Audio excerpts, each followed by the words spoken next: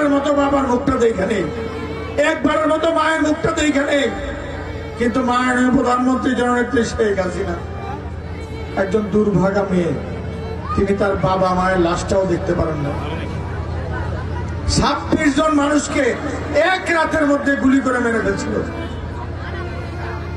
তাহলে সেই মানুষ মনের মধ্যে কতখানি কষ্ট নিয়ে তিনি দেশটা পরিচালনা করতেছেন। আজকে দেশীয় এবং আন্তর্জাতিক ষড়যন্ত্র মাননীয় প্রধানমন্ত্রী ওই যে উনি দেশটা উন্নত করতেছে, এই দেশের মেয়েরা যেন ভালো থাকে, এই দেশের পুরুষরা যেন ভালো থাকে, এই দেশের সন্তানরা যেন ভালো থাকে, এই দেশটা জানি উন্নত সমৃদ্ধ দেশ হয়, এটা জানি করতে না পারে। এই জন্য একটা চক্রান্ত চলতেছে। আপনাদের সকলের কাছে বলে যাই, আপনারা মাননীয় প্রধানমন্ত্রী জননেত্রী শেখ হাসিনার জন্য 2 হাত তুলে আল্লাহ রাব্বুল আলামিনের কাছে দোয়া করেন।